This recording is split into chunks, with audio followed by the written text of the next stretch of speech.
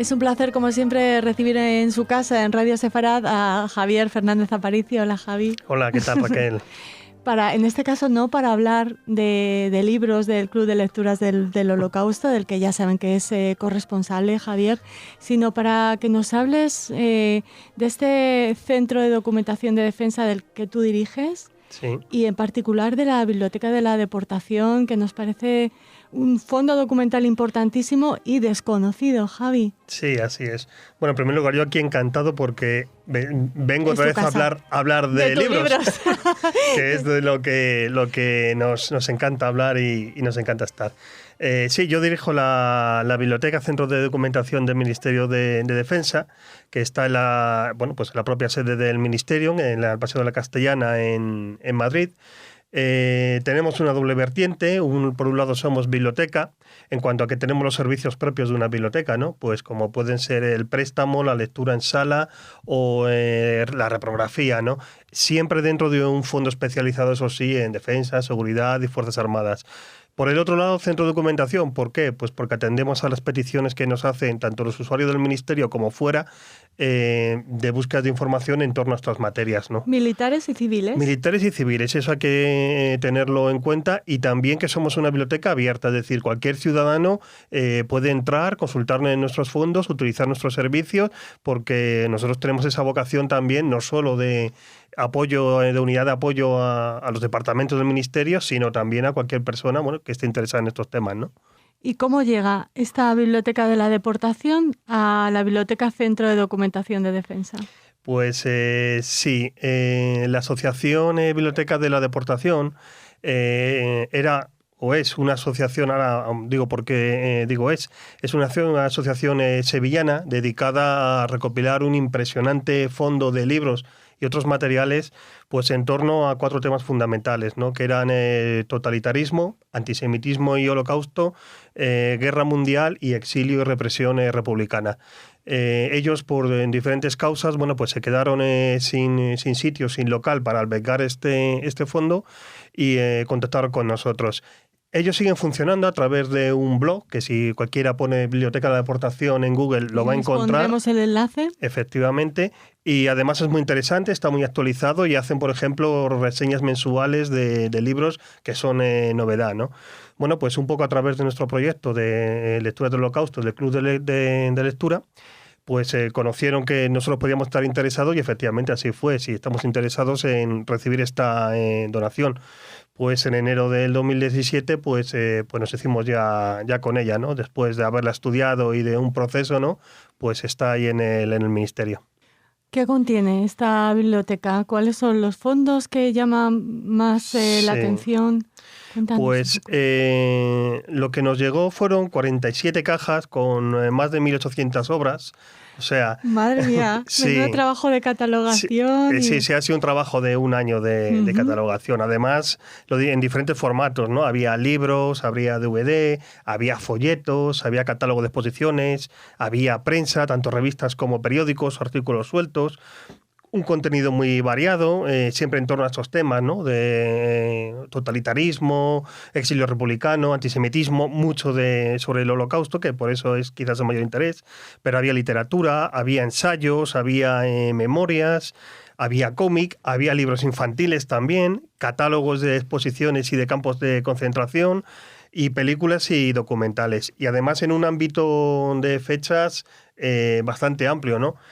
Por decirte, las fechas extremas son la de 1914, nada más y nada menos, con una traducción francesa a unos discursos del que sería primer ministro inglés, David Lloyd George, hasta el 2019, que está el libro el último que hemos comprado, Yo, quien os habla, las conversaciones de Giovanni Tessio con Primo Levi, ¿no?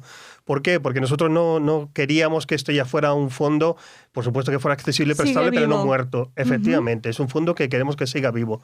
Entonces, se sigue incrementando pues año tras año dentro del presupuesto que tenemos y compaginándolo, por supuesto, con el fondo que nosotros estamos especializados, pero seguimos comprando obras para incrementar este fondo.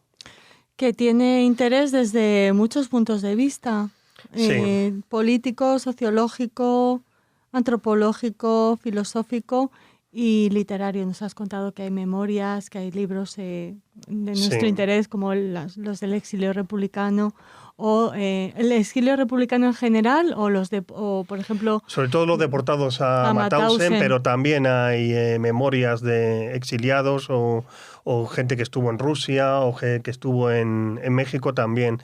Por ejemplo, de la Asociación Michael Mauthausen hay también muchísimos obras de sus catálogos o de sus exposiciones.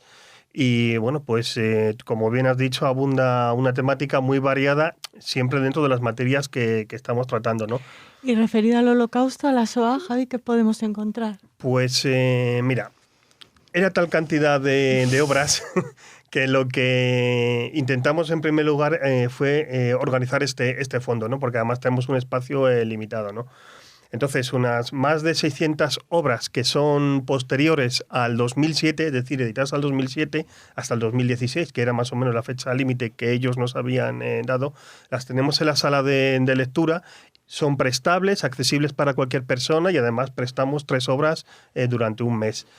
Todas aquellas que son anteriores o que son muy singulares, y hay muchas, luego diremos algunos títulos, o bien por razones de conservación también, o que están en otros idiomas, con lo cual son menos demandadas, las tenemos en el depósito. Esas son consultables en sala, ¿no? Pero tengo que decir que durante un año esto se ha estado catalogando en el sistema de gestión bibliotecaria de la red de bibliotecas del Ministerio de Defensa, que está también accesible en Internet, que es consultable. Cualquier persona que entre en Bibliodef, así se llama esta aplicación, y teclee simplemente Bibliotecas de la Deportación, va a tener la información de las más de 1.800 obras de este fondo. O sea, de una información pormenorizada por un lado y su ubicación en dónde está, si lo tenemos en la sala de lectura o si lo tenemos en el depósito. O sea, que son más de 1.800 obras que se van, a las que se van sumando las que van apareciendo y que por la temática y por las, por decisiones tuyas, en este caso como director, se van incorporando a esta biblioteca. Sí. ¿Nos resaltas alguno de los fondos que tenéis? ¿Algo que llame especialmente la atención? Claro, yo te iba a contar porque además este fondo, al tener esa amplitud de fechas tan grande, de 1915 hasta la actualidad, al tener tantos idiomas, pero por supuesto también el español, más de la mitad está en español, la otra mitad en otros idiomas, es también una historia muchas veces de la representación del Holocausto y de estos temas a lo largo de la literatura y de los ensayos españoles. Entonces es muy curioso, ¿no? Tenemos, por ejemplo, para nosotros, quizás lo más importante es el fondo más antiguo. Son libros en francés de un periodo que va de 1915 a 1950, que hemos buscado en otras bibliotecas y es muy difícil encontrarlas aquí en España, que se centra fundamentalmente en 3 cosas. En la guerra, lo que es en la guerra y pues imaginaos en los años 40 ya con la ocupación, en intentar explicar cómo fue posible, la Segunda Guerra Mundial. Efectivamente, la Segunda Guerra Mundial, cómo fue posible la derrota tan veloz, ¿no? de Francia ante los alemanes. Eso centra mucho, ¿no? Pero luego en torno a los temas que más nos pueden interesar, ¿no? Como es la deportación, como es también el propio Holocausto, pues nos encontramos auténticas joyas, ¿no? Pues hay una traducción, por ejemplo, de una obra de Julian Huxley, el hermano de Aldous Huxley, aunque ya de por sí ya tiene suficiente peso, ¿no? Para ser conocido solo como el hermano. Una traducción francesa a un opúsculo que tenía él sobre el problema racial en Europa, ya en 1945. Y más interesante aún es que, por ejemplo, ya tenemos los primeros testimonios de deportados, tanto por ser judíos como por ser resistentes, que podemos encontrar prácticamente al nivel de la literatura y de los ensayos a nivel mundial, ¿no? Por ejemplo, sobre Buchenwald, pues tenemos las memorias de Frédéric Manès, que son muy difíciles de encontrar aquí, que no están traducidas, aquí tampoco. Los poemas de Léon Leloir, que también son muy difíciles de encontrar en la actualidad. Sobre Ravensbrück tenemos, por ejemplo, el testimonio de 2 mujeres muy de primera mano, Antoniette Chauvenet y Simone Saint-Clair. Y, por ejemplo, sobre Auschwitz, pues es también muy interesante porque ya tenemos las memorias o un libro de memorias de Guy Cohen que, bueno, están escritas en 1945. Es decir, es que no había pasado ni un año desde que este hombre estuvo allí. Y luego también tenemos, por ejemplo, de Pelaya Levinska, otra superviviente de Auschwitz, pues otras memorias también del año 1945. En otros idiomas y en otros campos, por ejemplo, el holandés de Westerbork, pues también tenemos las de Isaac van Nierop, también tenemos esas memorias del año también 45, ¿no? Quiero decir que esta es la parte un poco más importante. Y un poco porque hablaba de el caso también español, porque de esta época es muy sintomático, ¿no? Porque tenemos aquellas obras que están centradas no tanto en el Holocausto, en explicar el Holocausto, que es cierto que todavía no se sabía la magnitud de la catástrofe ni de la tragedia, sino que es un poco la literatura que aquí el régimen, que había sido claramente favorable a los al eje, a los nazis y a los fascistas italianos, ¿no? Pues se conservan, por ejemplo, obras, pero que de religiosos polacos, que hablan más bien de las atrocidades alemanas, por ejemplo, la del primado de Polonia de 1945, August Lahn, pero que habla de todas las atrocidades que se hicieron con los católicos polacos allí. No tiene ni una palabra para los judíos. No existe, o sea, ni una palabra para los judíos, ¿no? Es muy sintomático, ¿no? Sí. Bueno, luego ya vamos avanzando y tenemos ya un fondo más moderno, ¿no? Ya también a partir de los años 60, 70, y ahí ya sí que aumentan ya el número de obras que tenemos en castellano, ¿no? En español. Que me imagino que son libros que se publicaban en España y que esta asociación incorporaba sus fondos, ¿no?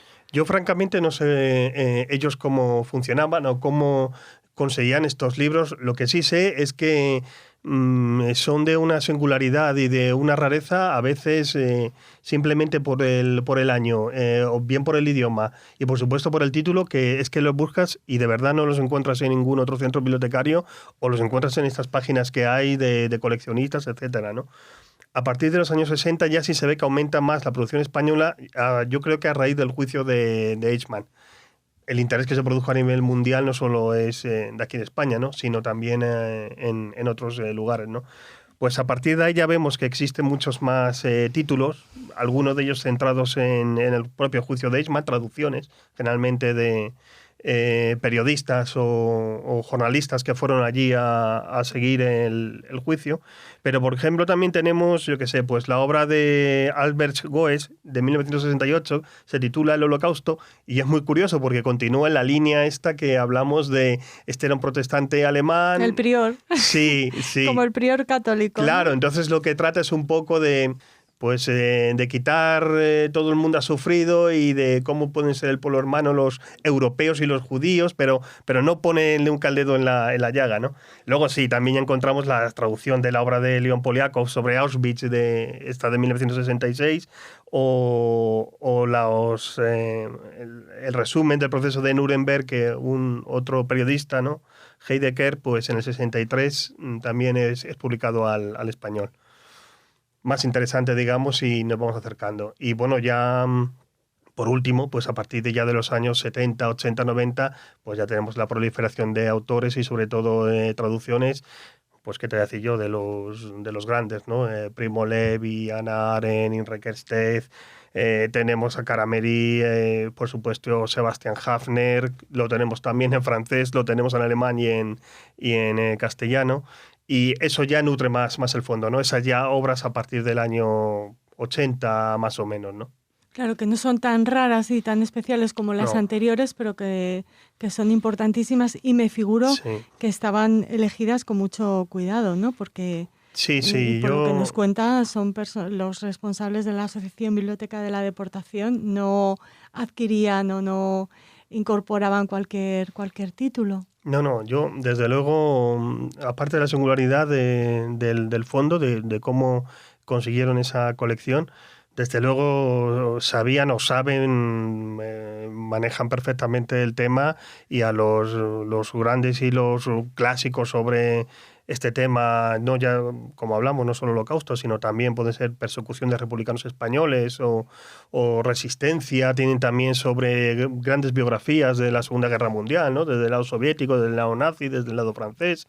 Era muy completísima, es de hecho completísima, por eso nos suponía a nosotros pues prácticamente una obligación, a mí particularmente, una obligación casi moral, que eso no se dispersara, que eso no solo tuviera vida, sino que estuviera en un sitio que la gente supiera que existe y que se puede consultar, y sobre todo que es algo vivo, que seguir mientras podamos incrementándolos con libros, ¿no? Con el material que haga falta, ¿no? Uh-huh.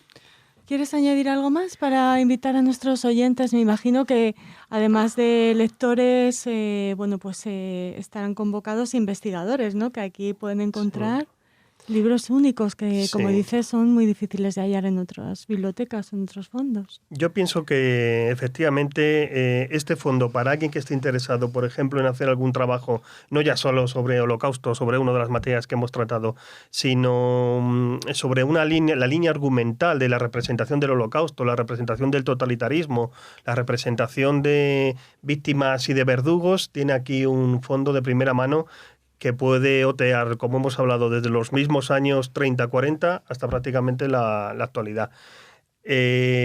Animo de verdad a la gente, o nos pasa como en el club de lectura, el que simplemente quiera saber más o aproximarse a uno de estos temas, tenemos libros que yo he dicho que, bueno, incluso tenemos cómic también, e incluso libros infantiles, o sea, era muy completísima, es muy completísima esta colección. Dentro además de lo que tenemos, pues ha tenido cierto éxito, es decir, que se han prestado muchos de estos libros, tanto para civiles como para militares, dentro del ministerio, ¿no? Lo cual también te indica que es un tema que, como comentamos otras veces, es de una actualidad de ayer, ¿no? De hoy mismo, ¿no? Y implica que siga habiendo un interés por este tema, e implica que la gente siga queriendo leer, ¿no? Que es una cosa, además, muy bonita y muy saludable. Javi, ¿con qué libro te quedarías si pudieras llevarte para siempre uno a pues tu casa? yo, fíjate, lo que me llamó la atención a mí fue un misal francés de 1940, ilustrado, además de la época, prácticamente es de bolsillo, muy pequeñito, pero que está redactado con un antisemitismo tan zafio y un antisemitismo tan evidentemente propagandista, que es que, claro, cuando piensas que ese tipo de obras estuvo al alcance no solo ya del que lo hacía con esa intención, sino de cualquier persona, y claro, cuando hablamos ahora, ¿no? Es el velódromo de invierno, ¿no? Sí, y la propagación del odio, y cómo seguimos así, ¿no? Ahora son las redes sociales, ahora es la televisión, ahora un misal, es un misal en una cajita muy bien guardado, en donde lo que se recalca continuamente es la imagen del judío, bueno, pues ya sabemos, sobre todo lo del antisemitismo religioso, pero bueno, con esas imágenes de los tópicos antisemitas y antijudíos, ¿no? Muy curioso. Bueno, pues piezas tan curiosas como estas son las que contiene esta Biblioteca de la Deportación. Nos alegra mucho haber podido hablar aquí en Radio Sefarad y ojalá acudan muchos más investigadores o personas interesadas y pueda seguir creciendo esta biblioteca tan importante, Javi. Y gracias a ti por tu trabajo conservándola y dándola a conocer. Gracias a vosotros, porque seguro que a raíz de este programa tenemos más usuarios.